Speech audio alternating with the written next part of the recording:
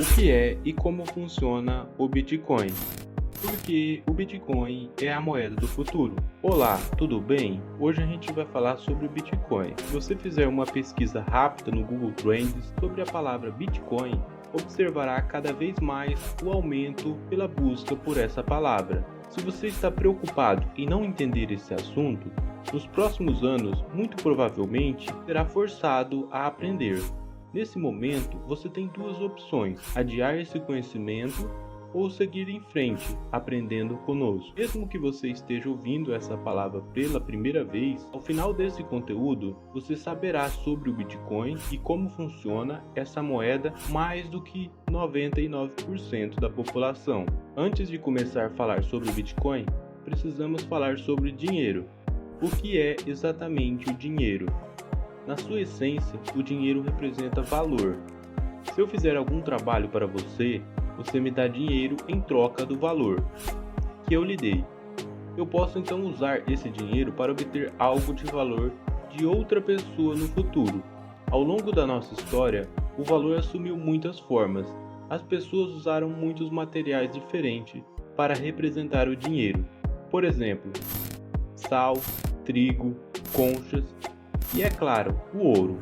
Todos foram usados como meio de troca. No entanto, para que algo represente valor, as pessoas têm que confiar que é realmente valioso e permanecerá valioso por tempo suficiente para eles resgatar esse valor no futuro. Até cerca de 100 anos atrás, sempre confiamos em algo material, físico, para representar o dinheiro. Um desses exemplos é o ouro. No entanto, algo aconteceu ao longo do caminho e mudamos nosso modelo de confiança, de confiar em algo e passamos a confiar em alguém, uma pessoa. Deixe-me explicar melhor.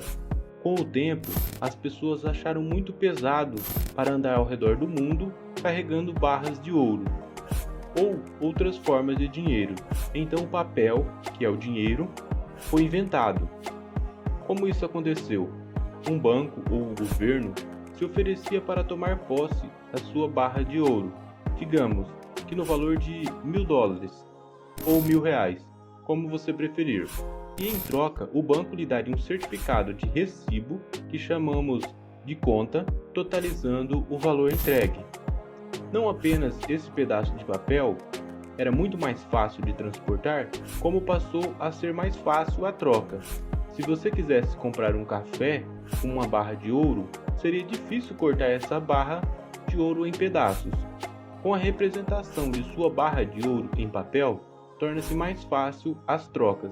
E assim, o papel começou o seu uso como dinheiro, como instrumento de praticidade e conveniência. No entanto, com o passar do tempo e devido às mudanças macroeconômicas, esse vínculo entre o recibo de papel e o ouro que ele representa foi quebrado.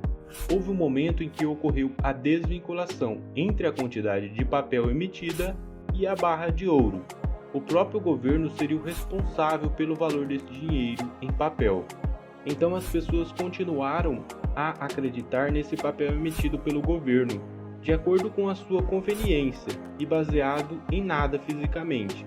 Em resumo, antes tinha algo físico, o ouro, como um padrão da quantidade de espécies de moeda, que nos casos seria um papel circulante.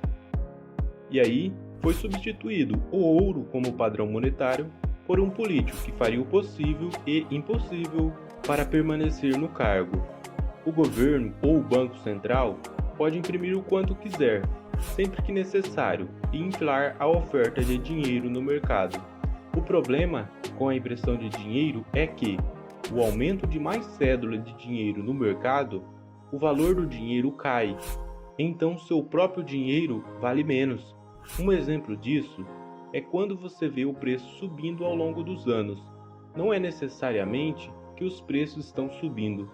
O poder de compra do seu dinheiro está caindo. Você precisa de mais real ou papel para comprar algo que costumava custar menos.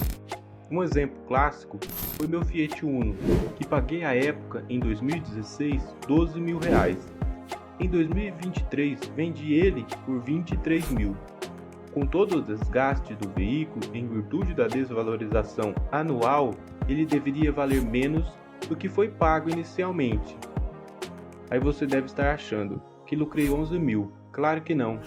Nesse período, o governo imprimiu tanto dinheiro que desvalorizou a moeda e agora ele vale mais que o dobro da quantidade de papel inicial, contabilizando ainda a desvalorização anual do veículo ao longo desse tempo. Agora vamos entrar em uma conversa que vai deixar você um pouco mais ligado.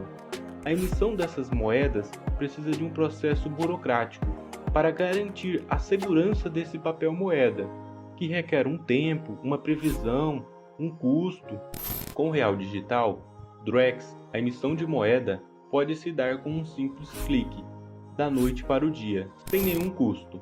Então não se assuste se um dia o salário mínimo valer R$1 milhão.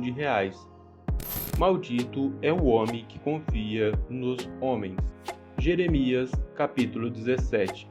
Para facilitar seu entendimento acerca desse tema, eu vou usar uma frase que eu gosto muito dela. Não confio em mim, quem dirá em terceiros. Existe uma lógica sobre essa frase. As conclusões sobre ela, eu tenho uma ideia e amanhã posso mudar de ideia. Estou em constante evolução. Não sou ignorante o suficiente para insistir em algo errado. Posso mudar de ideia. Nesse momento, eu vou convidar a duvidar de si mesmo em algumas situações e exige um grau de comprometimento futuro. Isso vai fazer com que você pense e reflita até chegar em uma conclusão lógica baseada nas consequências futuras.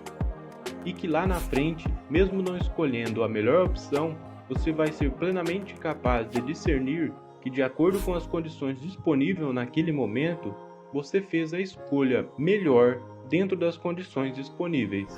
Outros fatores externos imprevisíveis podem mudar e você também pode mudar de ideia. Em resumo, em relação ao conceito de dinheiro, sempre que você dá o controle de alguém sobre o seu dinheiro, praticamente essa pessoa tem poder ilimitado sobre você. Será que ele vai querer abrir mão desse poder um dia? E quando vencer o prazo do mandato político, será que ele não vai usar esse poder para permanecer no cargo eternamente? Eis que surge a corrupção. O poder corrompe e o poder absoluto corrompe absolutamente.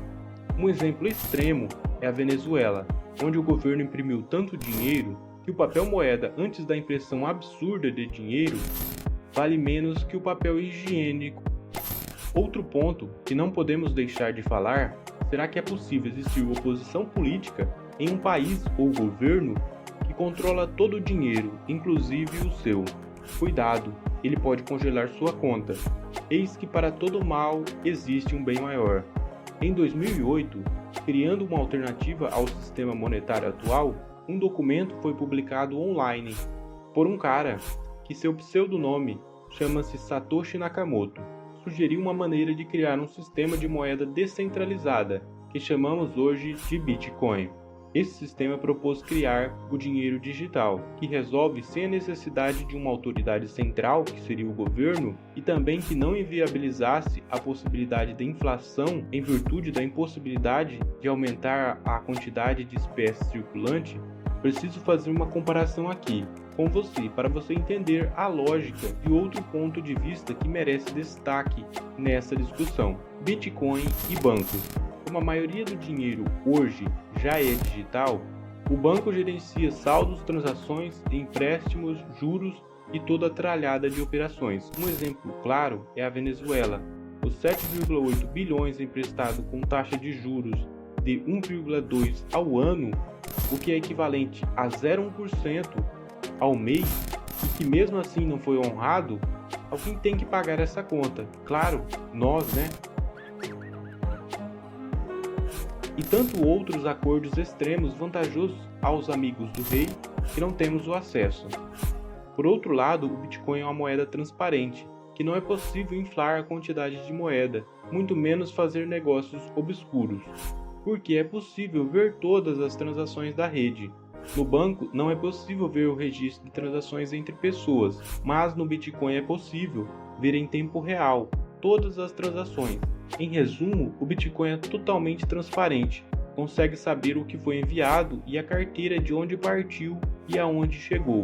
A única coisa que você não consegue descobrir é quem possui esse saldo e quem está por trás de cada transação, que é uma vantagem. Também porque ninguém sabe que você tem dinheiro, você não terá o risco de ser coercitivamente explorado. Vejamos, tudo está em aberto, transparente e rastreável. Em maio de 2010, podemos ver que um certo endereço de Bitcoin enviou 10.000 Bitcoins para outro endereço, feito com Bitcoin. Ninguém conseguiria saber quem para quem.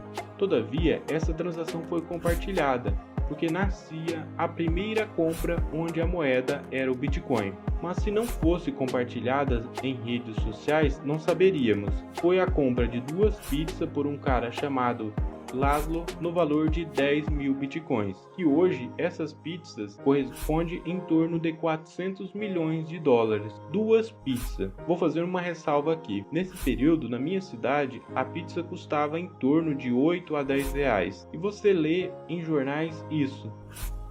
Tem lógica? Agora voltamos a outra característica sobre essa moeda e que não podemos deixar de falar. A descentralização. Vou citar um exemplo para facilitar nosso entendimento. Se tivesse um livro que registra todas as transações e se esse livro tiver em apenas um local, pode ser que ele se perca ou que alguém altere os dados. Agora, se todos tiver uma cópia em tempo real, mesmo que uma pessoa perca um livro, terá outros disponíveis, e mesmo que alguém altere alguma informação, existem outros com a integridade. Essas duas condições garantem que esse livro seja incorruptível. Alterar a informação, essa palavra pode despertar muito interesse, já que o Bitcoin vale tanto, ou alterar minha quantidade de Bitcoin, já que tem o livro que registra. Se você está pensando nisso, eu digo que outras pessoas também estão, inclusive o governo. Será que ele já não faz isso com o papel moeda? Garanto que até o dia de hoje isso não é possível com o Bitcoin, e prova o quanto ele é valioso, porque existem milhares de computadores com uma cópia e atualizando constantemente. Se você alterar a quantidade de Bitcoin, sua cópia passa a ser diferente das demais. Isso faz que a descentralização seja uma etapa de segurança adicional ao Bitcoin. O Bitcoin é uma forma de dinheiro que nenhum governo ou banco pode controlar. Essa característica, a descentralização,